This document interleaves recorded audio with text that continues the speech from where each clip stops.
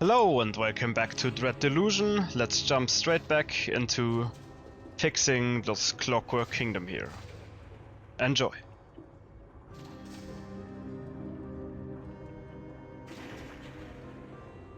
Keep going. You have quite a lot to do here in the city now. Up. Six Lux are also still hanging out.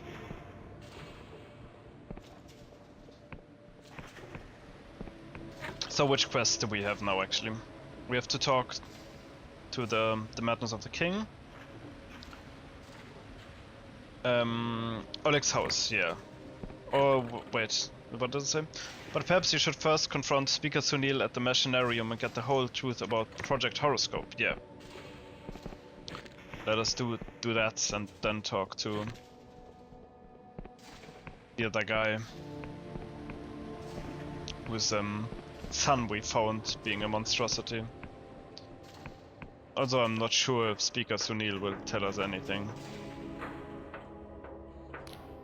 Speak quickly, citizen. My time is in high demand. Let's have a little chat about Project Horoscope. Sunil narrows his eyes at you. Am I meant to recognize that name? Telling me that was some other Sunil Khan's name all over the project files? Sunil looks at you with a hint of surprise. The first time you've seen him off balance. How did you? You tell Sunil what you discovered about Oleg's daughter, Afra. When you finished, he sighs. My, you have been inquisitive.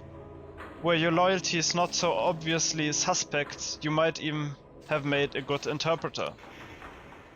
So, what is it you imagine you will get from me? I just want to know the truth. The things recorded in the Library of Untruth are fictions. They never happened. We are discussing imaginary hypotheticals. Do you understand? Sure, this is only a fairy tale. Oddly, Sunil smiles. In a certain land, in a certain kingdom, very far away from here. Yes, quite so. In a certain land, there was a king with magical powers. One day, the king's retainers asked if he could use his magic to transform people into their best selves. The king agreed, but first ordered a test. The king's retainers would scour the land to find 6 people who between them embodied all its variation in character and temperament. The king would then multiply each candidate 6-fold, changing every copy in a different way. The original candidates would remain unchanged, to see what happened when the king did nothing. And to keep the test pure, the king would make all 36 subjects forget they were ever part of it. Is that why the king wouldn't grant Oleg's daughter's wishes? There's no Oleg in this tale, but yes, the fictional king we're discussing could not allow the original 6 subjects to be magically altered in any way, lest the experiment become tainted. The 6th candidate, Afra, was wild and disobedient, showing little promise. Yet it was one of their copies, the 6th in fact, who proved the wisest of all. And so the king was satisfied and began using his magic to create many more good and faithful subjects. Oh! It was a great sorrow when the original Afra was consumed by a plague unleashed by the king's enemies. But eventually the plague was defeated and everyone, or almost everyone, lived happily ever after. So there ends the fairy tale. And there ends your telling of it, if you wish for a happy ending of your own. Is this how the corruption started with Project Horoscope? Oh, would you care to explain your logic? You gave your king the power to alter people, then people began turning into monsters. Don't you think that's a bit suspicious? Sunil examines you silently for some time. You must think you're very clever indeed, like a child who sees a house burn down and believes the wood is to blame. That corruption is entangled with the king's power of alteration is trivially true, and the guild has never denied it. The real question is, who or what is thwarting those powers' correct operation? But it is abundantly clear that you know nothing of the king's magic, and have better things to do than indulge misapprehensions of children. Very well, that's all. Are we finished yet? I leave you to your work, yeah. Okay, well, I guess I didn't expect him to say that much, actually. And now we know that this Afra we know, the chief and the interpreter here, our friend, is a copy of the other Afra. And probably a lot of other people are just copies of others. Damn. Afra's mechanical arm gives you a fluid salutation. How goes our task, friend? Afra, I have something important to tell you about your past. Afra's brows wrinkle. My past? What do you mean? Tell her what you discovered about Project Horoscope. Afra listens intently with growing horror. For the first time since you met her, she seems at a loss for words. God's alive, that's horrible. All those Afras, they could have been me, and I could have been them. They were me, and I was them. Why me? Why did I deserve to flourish and they to die? I never knew I was had so many sisters. I thought I was changing the king, changing the system. But the king made me? Yet it also made my sisters, left them to die. So all of us were expressions of His Majesty's will. She gazes past you to somewhere far away. All my life I wondered why I was here, in this broken world, what I was for. Through all my days as a young engineer, all the indignities I bore. Now I know, there was a reason. She meets your eyes with a look of intense determination. Not many people have the privilege of such a purpose. What happened to my sisters must never happen again. Please, friend, help me finish this. Help me wake the kingdom from this nightmare. We're seeking an audience with the king. How else can I empower you? I want to talk to the guy whose son, or Afra was his daughter actually. Want to talk to him. I think it was down here somewhere. Somewhere? It's a bit of a maze here. Up there? Was he up there somewhere? He was like one of the border guards. Yeah, it's you, right? You find Oleg absorbed in some kind of word puzzle.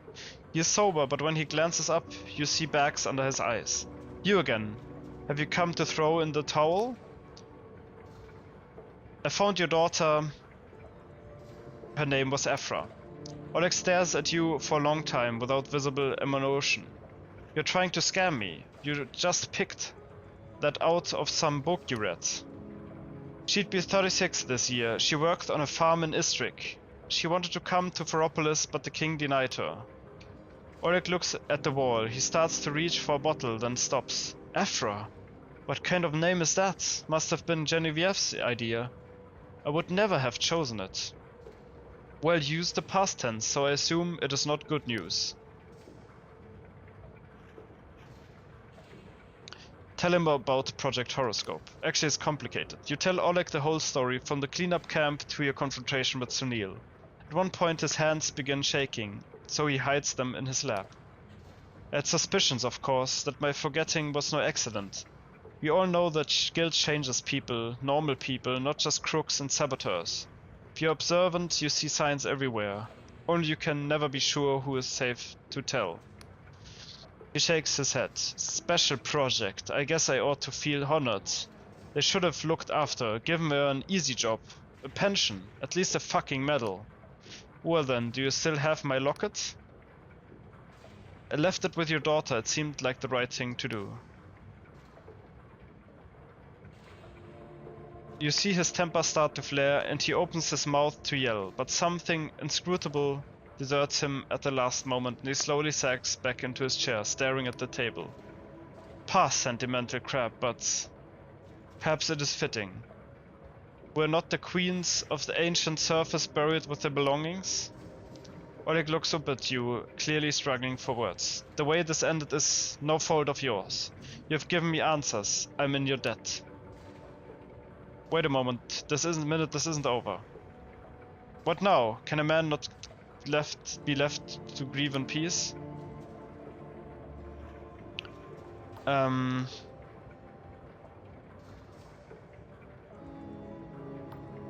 are versions of your daughter that survived. Don't you want to meet them?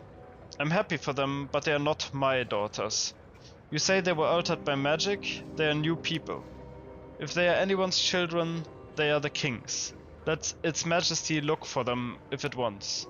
Now please, no more questions. What else is there to say? Corrupted or not, Afro recognized the locket. She remembered you.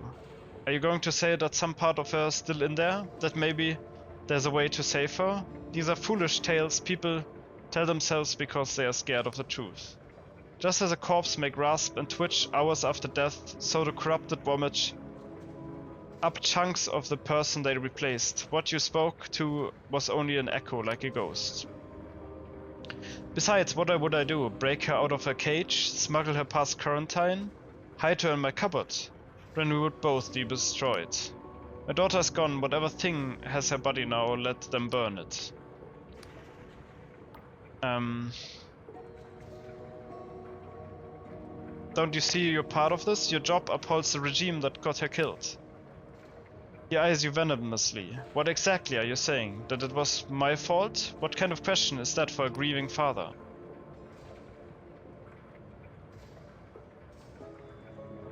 You have power in this kingdom, you could do something. Enough! What the hell do you know about my life, about my country? You think I can just knock on the king's door and ask nicely? You think they can't find someone else who wants my job, my house? I protect this kingdom. It is outsiders like you sneaking in and out, smugglers, mercenaries, saboteurs and spies, that forced the king to take such a heavy hand. If everyone followed the law, none of this would have happened. Okay, very well, I'm done. That like this can never be made square, but let me at least give you a down payment. This key was kindly donated by a smuggler we picked up. In a polite and civil conversation, he told us that it unlocked a stolen royal freight capsule jettisoned from his ship while flying over one of those outlying islands nobody visits. The island is only reachable by air, but you can bet there's treasure in that capsule. It was going to be my retirement plan until somehow the key vanished from our stockpile. Oh well, happens all the time. And now I must ask you one more favor, not for me, but for my daughter. Take this candle to the missing persons notice board after dark, light it and let that be an end. Don't you want to be there when I light it? I'll find my own kind of ceremony. Some things must be done properly, that is all. Farewell, Oleg. Oleg says nothing, you leave him sitting in his cold little apartment, absorbed in his puzzle. Oh, I guess we did what we can. Maybe we should have talked to Genevieve also. Light the candle for her at the missing persons notice board in Ferropolis. I guess let's do that.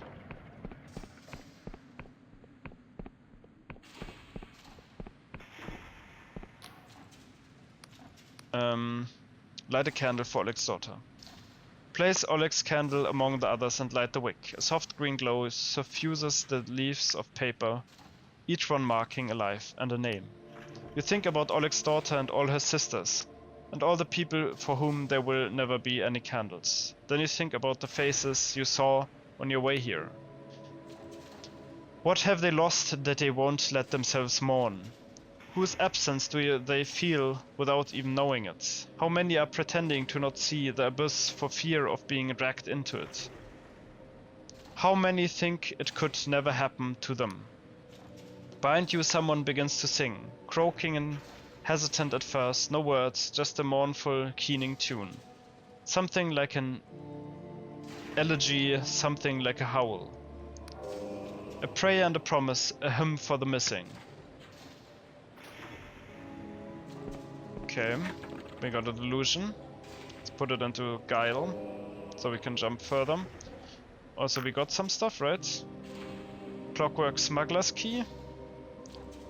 A freight capsule on one of the Clockwork Kingdom's outlying atolls. However, this islet is likely inaccessible without an airship of your own. Well, okay. I think we also get something else though.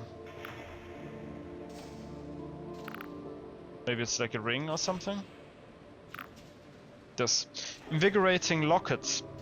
A locket that increases its wearer's stamina threshold, which makes long-term fatigue less severe. When opened, this locket shows a peculiar forest that appears to move as if alive. There's no glass, invigorating vapor spills through. Alright, interesting. Not sure where we got that from, but we have it. Okay, but now it's time to fix the king, hopefully, with Afra's help. If this kind Silkslug would let us through, thank you. Alright, Afra, let's do this. Afra's mechanical arm gives you a fluid salutation. Head full of gears as requested. Splendid, you're practically one of us now, eh? I promise you won't regret it. I've been studying the message you retrieved from the graveyard. I think Its Majesty wants us to pass it on elsewhere, but not by the usual channels. The Corrupted Lands, there's a royal broadcast beacon, formerly used to send signals down to the Underlands. It was abandoned when the corruption overtook the area, and has since fallen into disrepair. However, the king has not forgotten it. Unfortunately, the beacon is no longer answering remote commands, which means you and I am truly sorry for this, must deliver the message in person. That's fine. She hands you a weighty folder of forest green leather. This is what we machinists call a punch card. It's a way of recording information so the king can understand. In this case, music. Use the punch card to open the tower door, then insert it into the apparatus at the top of the beacon. Why would you want to send signals to the Underlands? We asked the king the same question. His Majesty was adamant that someone or something might be alive down there and that contacting them was somehow critical to the kingdom's future. Alas, no response ever came. How do I, this sounds incredibly dangerous. Very much so. Ordinarily, I wouldn't contemplate such a journey, and I truly wish I could go myself. But if Sunil notices I'm absent for too long, our whole plan will be sunk. My device. Try not to enter any structure not fixed to the ground. Cleanup workers are your friends. If you taste lilac, turn back immediately, and if you see an eyeball, do not meet its gaze. I've been meeting their gaze. That was fine. If you need respite, I believe there's a royal cleanup camp in that area, although I've never been there myself. How do I get to the Corrupted Lands? I've already been there. The Corrupted Lands are southeast of here, across a great chasm, carved out by the king's machines. Officially, there's no way in, but I found records of an old abandoned digging engine in the area that might offer you a path. I'll have the king conjure the access code directly into your cranial moderator. Just picture me in your mind's eye with as much detail as you can and it'll come to you. If you say so. Anything else? Fine, that's all. But if I become a monster, I'll eat you first. Entirely fair. How else can I empower you? Well, just wish me luck. Alright. One more trip to the Corrupted Lands then, I guess.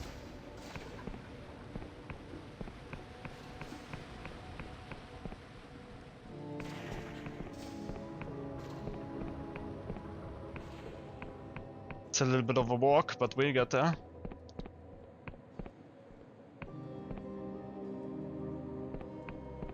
We opened the shortcut after all, so we can just go over there.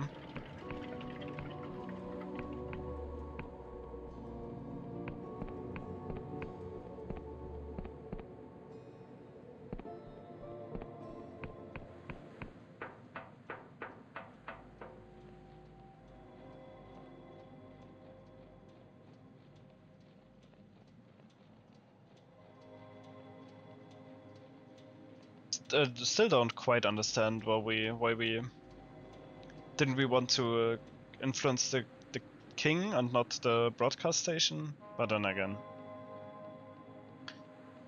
I guess the broadcast station sends stuff to the king, and then the king gets changed.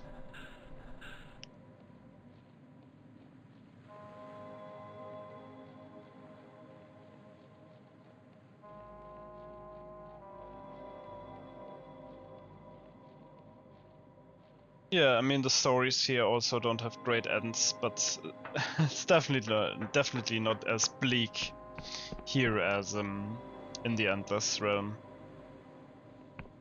And then again, maybe it becomes even worse once we do what we are doing now.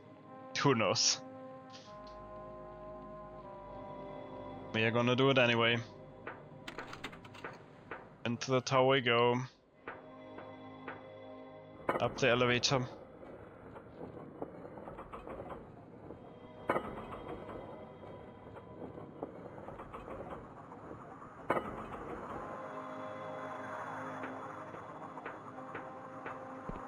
Can already hear some kind of broadcast going on. Let's do it. The control panel is a dizzying array of levers, dials, and buttons, many smashed or corroded. Among them is a slot-like entry port waiting for input. A howling wind whips snow and ash across your face. Insert the punch card with the king's message. The card jams in the slot, but you give it a good shove. For a moment, nothing happens. The whole tower begins to vibrate. Needles jump back and forth along their dials, and a transistor bursts in a shower of glass. One by one, indicators lights go green as the beacon reconnects with its long-lost king. Above you, the giant antenna crackles into life and emits a pulse of silent sound, felt in your belly rather than heard. The pulse continues at regular intervals, singing a song that only your bones can hear, broadcasting a monarch's lonely cry down into the underlands. Suddenly the control panel crackles and squeals, before emitting a familiar voice. God's damn thing even work. Hey asshole, are you hearing this? Oh. Mikhail, is that you? Misha, no, this is ancient mummified queen of the Underlands here to tell you that you have a stupid nose, pinhead. Nincompoop. Fucking shh. Listen, we do not have long with this shh device, so pay attention. Misha has some friends who have been watching you through the king's eyes. They know all about Chief Interpreter Afra and her big plan, enough to shh cannot be trusted. Go down in Feropolis and find a market trader called Reza. Ask them the 7th letter. Do this before you Afra's punch card, understand? What was it about the 7th letter? It appears Mikhail can no longer hear you. You and I believe, have seen each other's souls. We have and discussed philosophy. Nothing matters this. Misha's asking you as a friend. There's nothing more save for the roar of static. Okay, interesting. This is an interesting thing that happened there. Afra's plan to fix the Clockwork King is nearing fruition. You traveled into the corrupted lands and activated this disused communication beacon. But afterwards you received a transmission from Mikhail the smuggler, warning you not to trust Afra and asking you to seek out his mysterious friends. Find a market trader named Reza in Feropolis and mention the 7th letter, before or after returning to Afra. Alright. There's like still the saboteur that has been talked about a lot. Maybe Afra is the saboteur. Or maybe Mikhail is. We don't know. Let's go to the market, I guess. And talk to Reza. Maybe she's only there at daytime.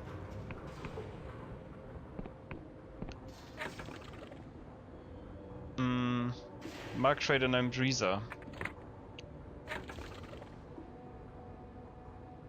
Anthropolis. Yeah, let's push. No, that's not a person. Let's advance time, I guess.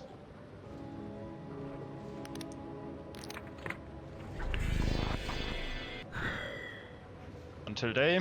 Maybe Reza's here then.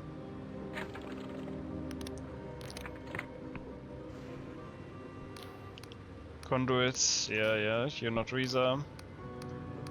You're not Reza. Who are you?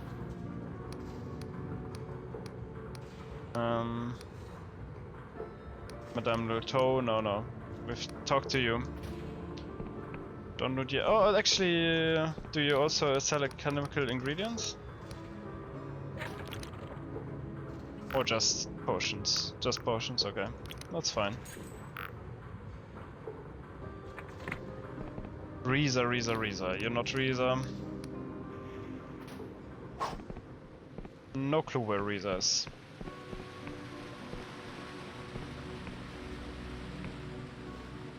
Is this thing again? I don't know. We've come so far with Afra. I like her. She might, like, I'm sure either way I decide it's not gonna be good. You know, it's just gonna be one misery or another slightly less miserable misery. Guard is shouting, move along, move along. Reza. It's not one of these shops here, right?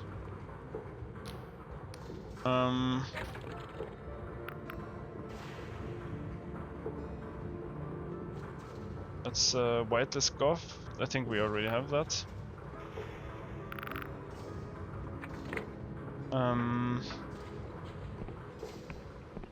Have a look upstairs, I guess.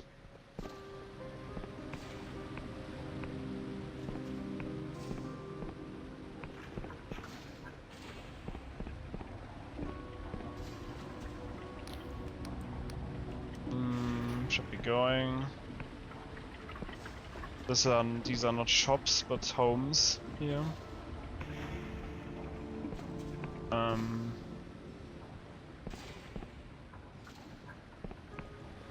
No idea where Reza should be.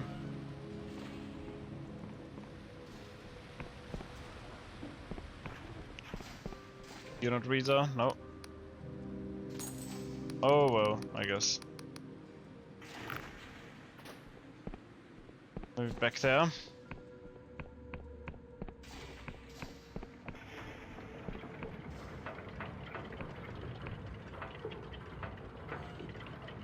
Reza? No Reza?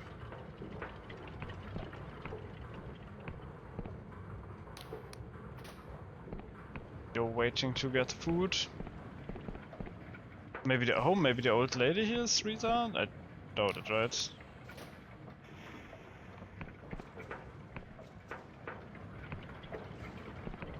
Up. Don't get stuck.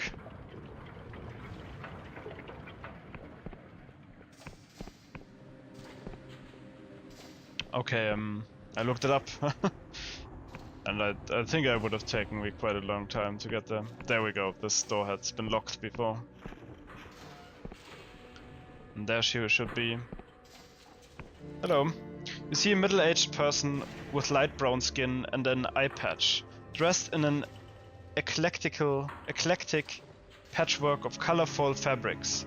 You can't quite figure out their gender, which seems deliberate. Why hello there, child. Come to browse? What are you selling?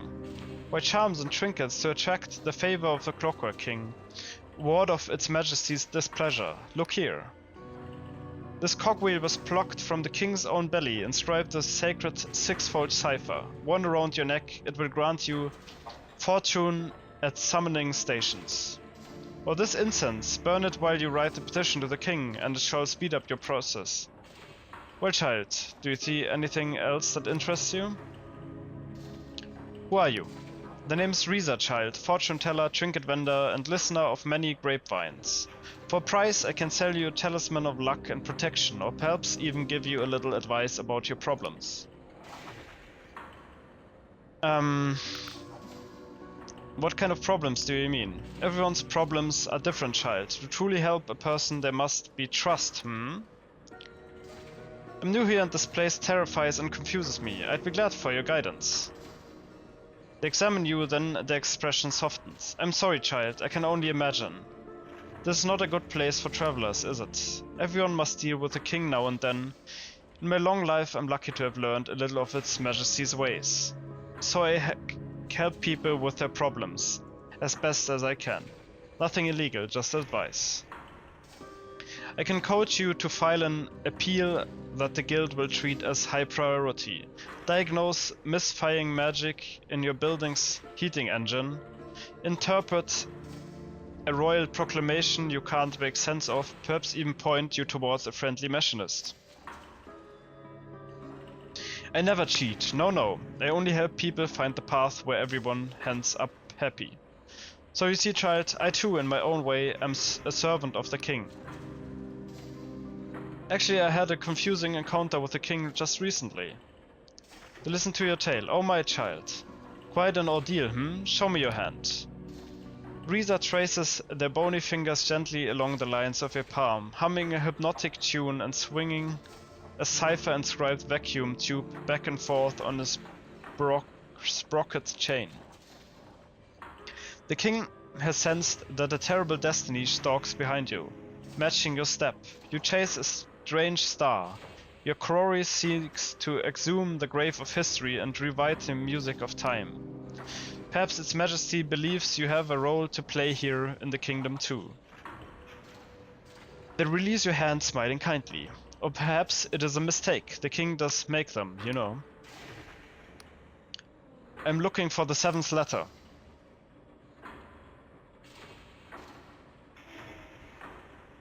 The gaudy trader squints at you, then glances left and right to check nobody's listening.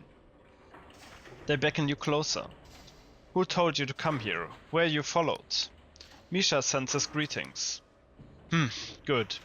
They praise you with their remaining eye. So you are the one who's helping Aphra. I see she's got your head stuffed with clockwork, like a good little machinist. Tell me, did she explain what a cranial moderator does? Morozov mentioned a few side effects, migraines, seizures. I'm sure. So then nobody warned you how cranial moderator warps your thinking, smooths out any irrational motions, makes you look at the world like a machinist, seeing everything as a puzzle you can solve. The biggest changes will take a few years, but mark my words, they will come. This is why I got rid of mine. You used to be a machinist too? Yes, for many years. I even wrote some of the cipher magic that lets the king alter people. So I speak with authority when I say that countless lives depend on you defying Aphra's plan. Alright, I'm listening. Don't misunderstand me, Aphra is a sweet girl. We were very close once. She absolutely believes she is doing the right thing. Sadly for all of us, she is wrong. Look around you, child.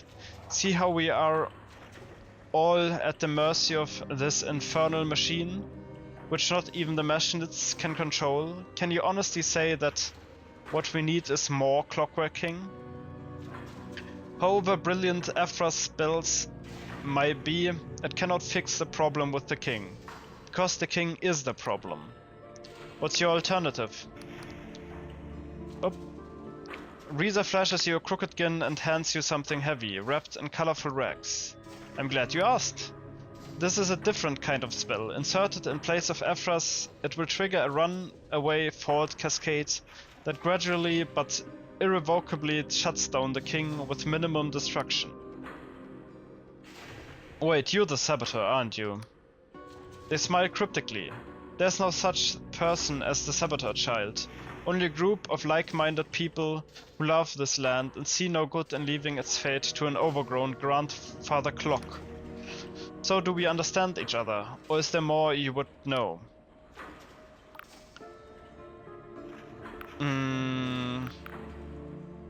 About you and your cause.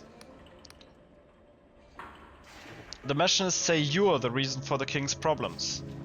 Visa snorts. Hogwash. Child, I know what the king is made of. I could recite every syllable of its cipher nucleus by heart, although to do so would be most unwise. Do we sabotage the king when we believe it will do good? Certainly. Do we divert royal goods to distribute fairly in our communities? Yes, sometimes. But are we the root of the king's madness? Don't make me laugh. We could toil for decades and cause fewer falls than the king itself generates before breakfast.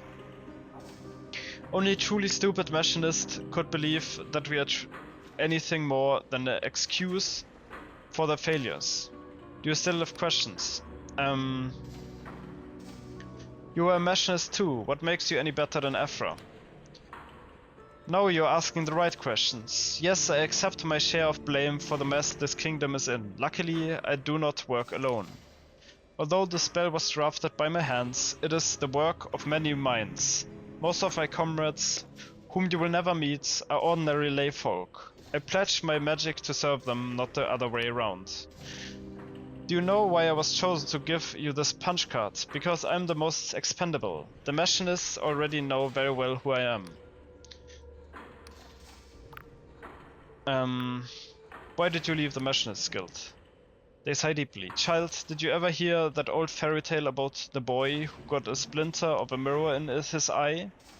That made him cold and cruel, seeing only the worst of things? The king wields unimaginable power, far too much for any one being.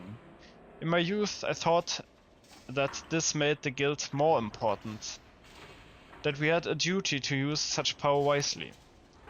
But when you make so many life or death decisions every day, when you see people's darkest secrets piled up in stacks every morning in the royal archives like so many freshly cut logs, you grow numb to it. You forget what the stakes are. I did not like what I saw reflected in my colleagues' eyes or in my own. Kind of agreeing. But then again, I can't betray Afra. I just can't do it. I like her too much. We've been through too much together. About your spell. What's so dangerous about Aphra's spell? Aphra's had these plans for a long time. Used to stay up so late, bouncing wild ideas back and forth. She believes she has been lucky and wants the same for others. I admire that about her truly. But ask her this, under her plan, will people really be free to choose whatever changes they want? Or will there be a limit? Will the king be neutral on what changes we make? Or will it have a bias? Aphra is a child of the guild. She believes in her soul that if she keeps tinkering, she can design a perfect system. If only she understood how much they have stolen from her. Everyone here depends on the king. If you kill it, many people will die. They grimace. I won't pretend otherwise. There will be chaos and much suffering and certainly death.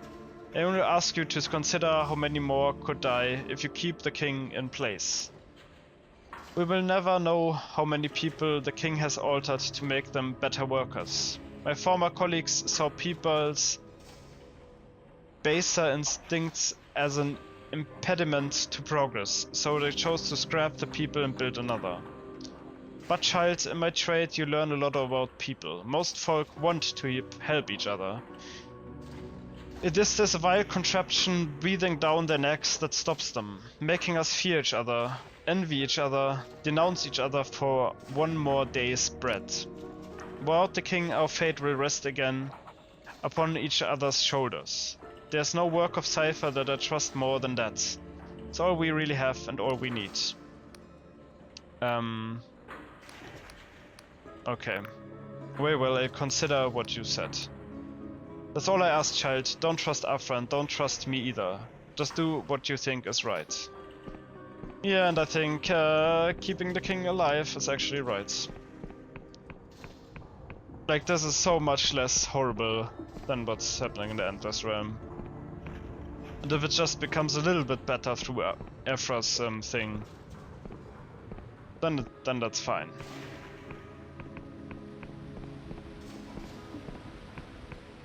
I guess.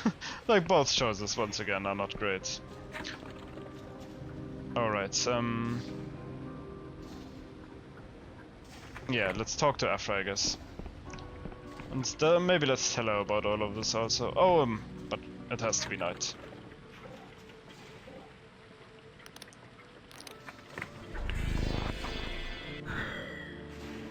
Oh, that's wrong. That's not night.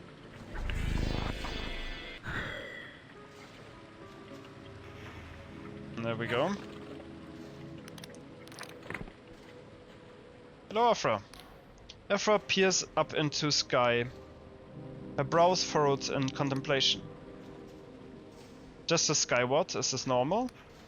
She turns her eye away from the celestial teapot. No, I would certainly say this is new. What does it mean? Oh, I haven't even looked at the sky. What does it mean? I confess I'm struggling. Is it a sign, an instruction? Response to our broadcasts? But then why a teapot? She shrugs helplessly. I've checked and rechecked my calculations. All we can do is stick to the plan. Oh yes, I almost forgot. The king has summoned you for another audience, just as we hoped. Ephra hands you a leather folder, far heavier than the last. Here it is, friend. 8 years of my life, and the hopes of a kingdom now rest in your hands. Friend, I don't know what will happen after this, so if you have any concerns, now is the time to voice them. Do you happen to know a sky pilot called Mikhail? Oh, Misha, he's a dear, isn't he? I'd be so forgetful without his medicines. You can't import them without a letter from the king. One of those little perks of my job. Why do you ask? How well do you really know him? It's hard to tell, isn't it? The man is like a deep river, all iced over. You skate on the surface thinking it will never break. Then suddenly you plunge into this other world, but the next day it's all ice again. I know he was born in Slev. His family came here after the god was seeking a better life, when he was just a boy. It's people like them that this kingdom should be working for. He somehow spoke to me through the beacon and warned me not to help you. Ephra looks concerned, really? But surely he can't know about our plans. And how could he possibly have subverted the king's magic? Misha is a fine sailor, but he's no magician. There are reports of people seeing or hearing phantoms in the corrupted lands. Long dead loved ones or even their own self. Some say the corruption can read your memories, the better to lure you to your doom. I'm glad you're alive, friend. Pay it no mind, our task requires your full attention. I didn't like what she said there. I still have questions about your spell, I guess. How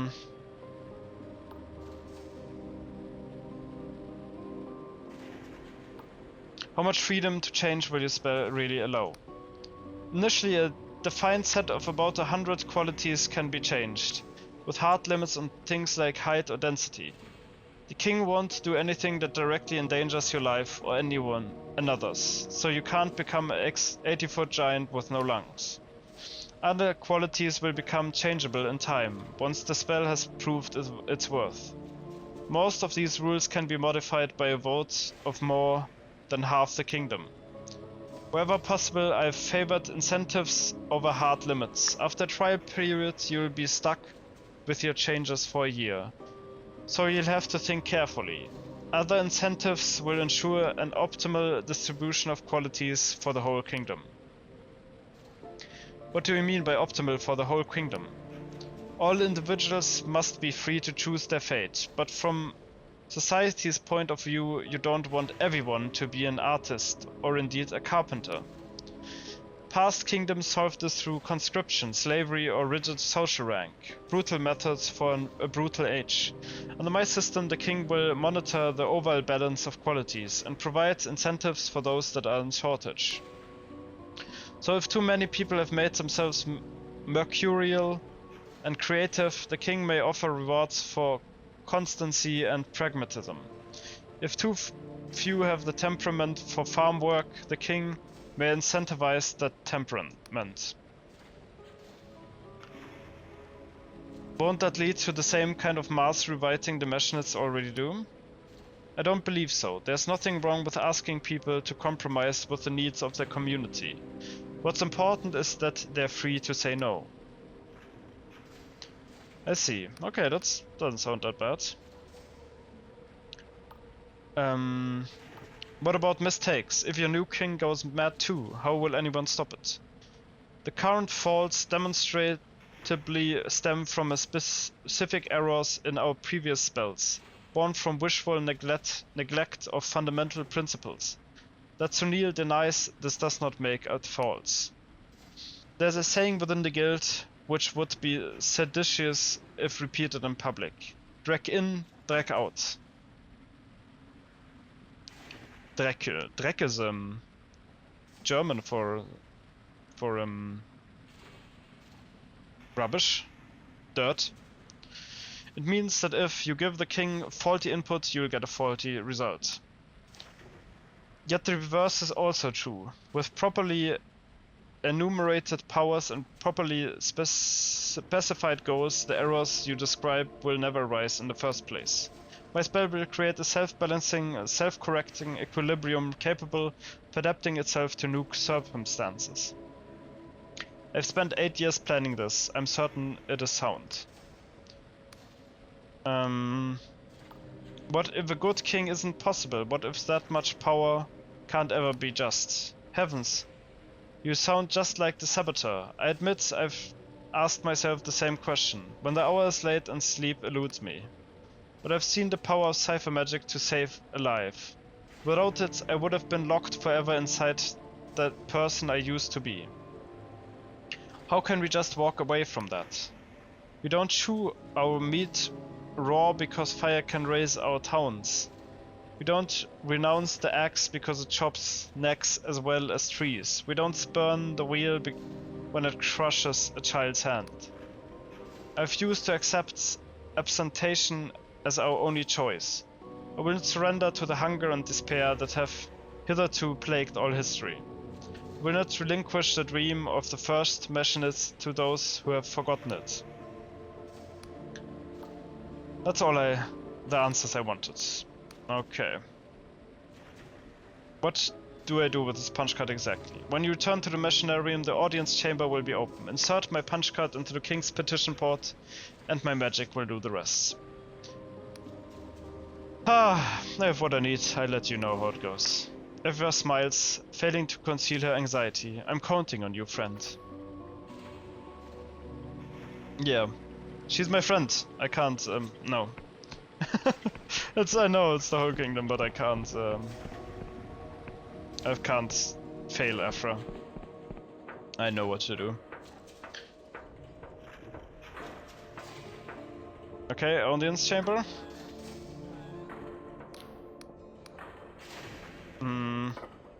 What is that giant teapot in sky? No need to be alarmed. Our best minds are investigating the apparition. In the meantime, carry on with your business. Wait, I wanted to have a look at that. Completely forgot about it again. Oh, okay. That's a teapot in the sky. It's fine. It's fine. Oh my god. Well, let's do this.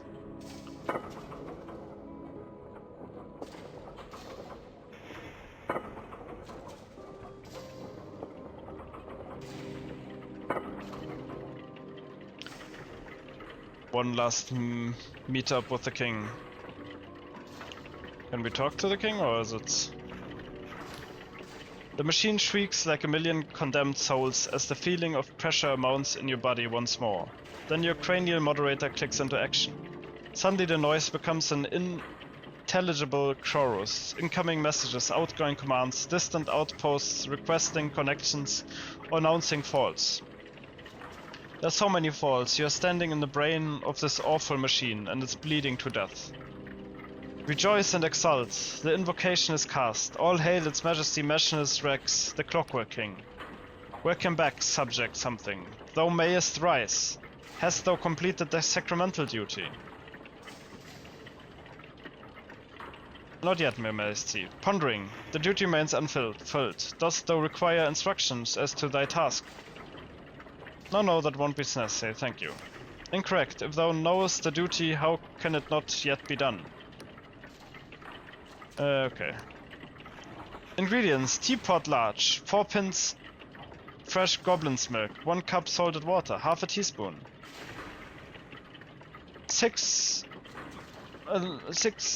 61 million gallons fresh water. 652,000 tons of venom tea. 30,000 tons of unsweetened sugar. 2 pints teapots. 2 pounds crinkled honey. 4 pints custard soak. Okay, and so on.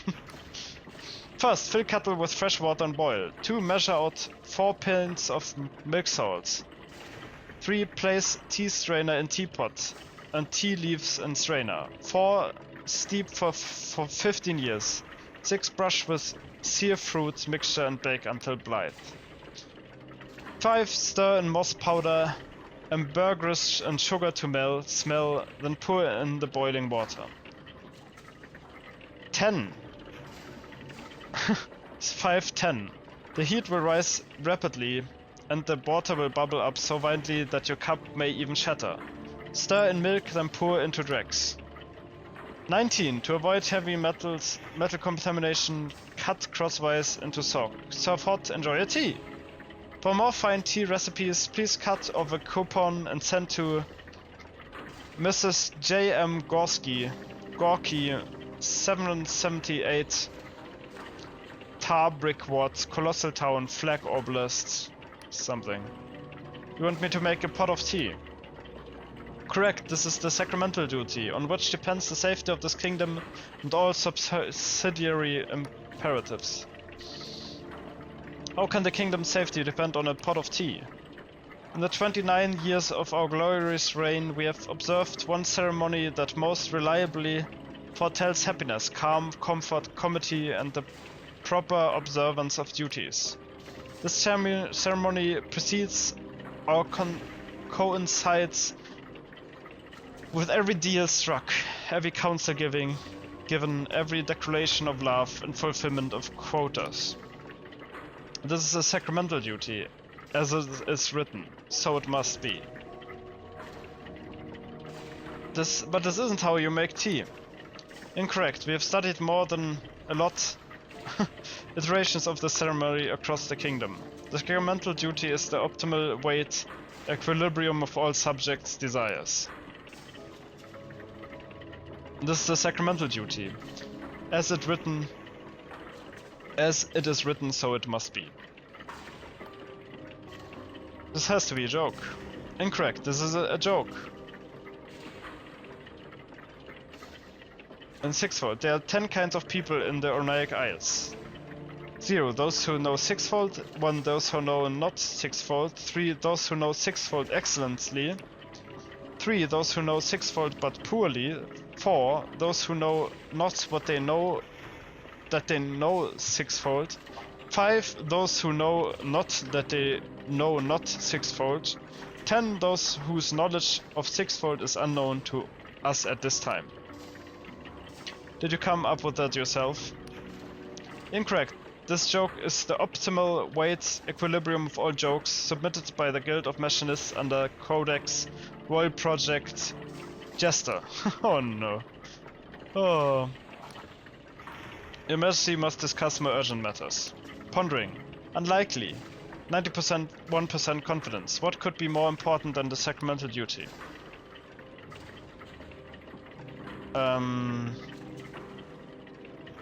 Your Majesty, the Guild has sent me to give you a new spell. Pondering. We have not requested a new spell, therefore we demand. On whose authority comest thou here? It is necessary for the sacramental duty. Sacramental duty is of paramount gravity, therefore thou shalt insert the spell into our petition port. Okay, there we go. Insert Afra's punch card and reform the king.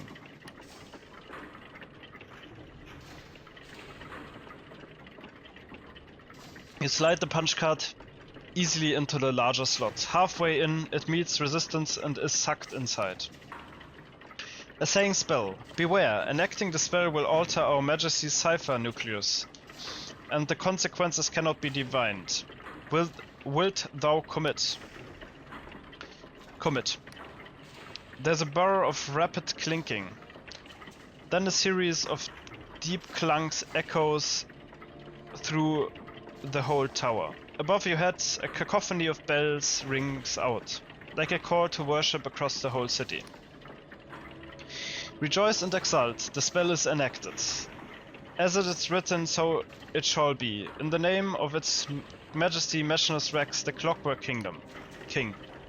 Subject something, thou carriest a second spell. Conflicting spell may cause cascading reality exceptions. 65% confidence. Therefore, thou shalt insert this heretical spell into our petition port for controlled annihilation. I'm not giving you anything. Incorrect. Sharp, sweet lightning dances across your body as the other punch card flies out of your pack and into the king's petition port. Reader's spell is sucked away into the guts of the Clockwork King, and with it their hopes of a world freed from its tyranny. Oh no. Now subject something, the sacramental duty. Above the bells you can hear angry shouting from outside the chamber. You realize the scrolling parchment contains a record of your acts. Slice it out with your blades. Alas, parchment feet fault. The king's writing arm stabs at your hands as you pull the last few yards of parchment out and stuff them into a gap in the gears, down into the depths of the machine. New parchment continues to spill out onto the floor while the arm scrolls desperately. Edict. To disturb the parchment is anathema. Edict. To disturb the parchment is anathema. Edict. To disturb the parchment, and so on. Well, there we go. I kind of already regret it, but there we go. There we go. I did what I did.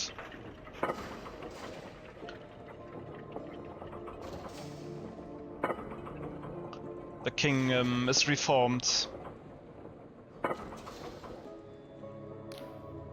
What have you done? Above you, the king's bells continue ringing. I've just saved your kingdom. Zunil eyes you with barely suppressed fury. The only reason you're not in manacles is because its majesty wishes you unmolested. Rest assured, any foolish attempt at tampering will be discovered and reversed. Zunil, go and fuck yourself. For a moment he is stunned, mouth hanging slightly open. By the time he regains his composure, you're already walking away, and his shouted retort is drowned out by the din of the bells. Alright, alright. Can't see any difference so far. Is the teapot still there? No, looks like the teapot is gone. Right, it was somewhere here.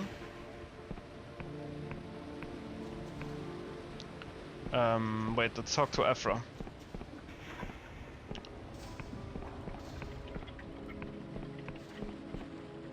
There you are, my good friend. You find Afra humming to herself. It's a haunting tune, somehow familiar and ethereal all at once. Like a lullaby from time's own beginning. Yeah, we've heard that one.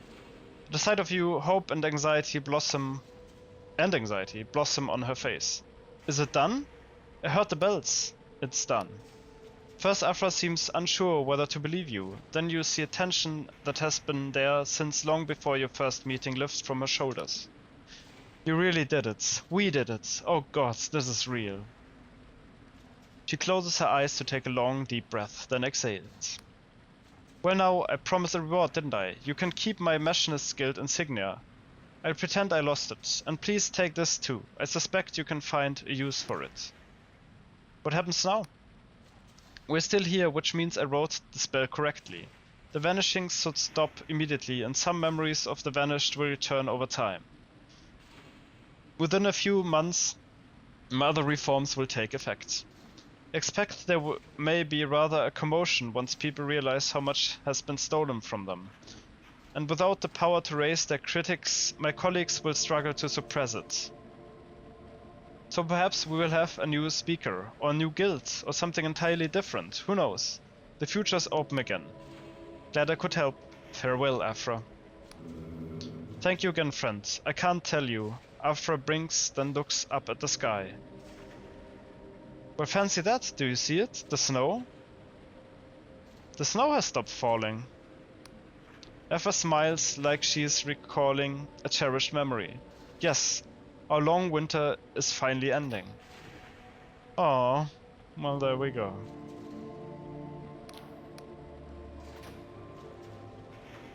Alright, yeah, I'm pretty happy, I guess, what happened there. I wasn't a fan of how the king just took the spell from me. But that's okay, for now. I hope that like the saboteur down there that didn't get killed. Let's actually have a look at her. I'm sure she's not, or they are not happy about what I did, but... Okay, they're gone. And a tooth potion in their stat.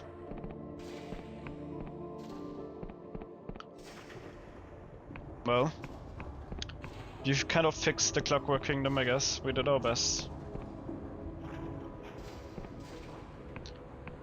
Let's take one final nap here.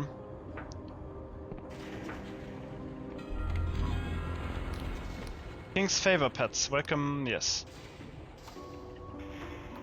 Do you have a room? I'll take it, thank you very much.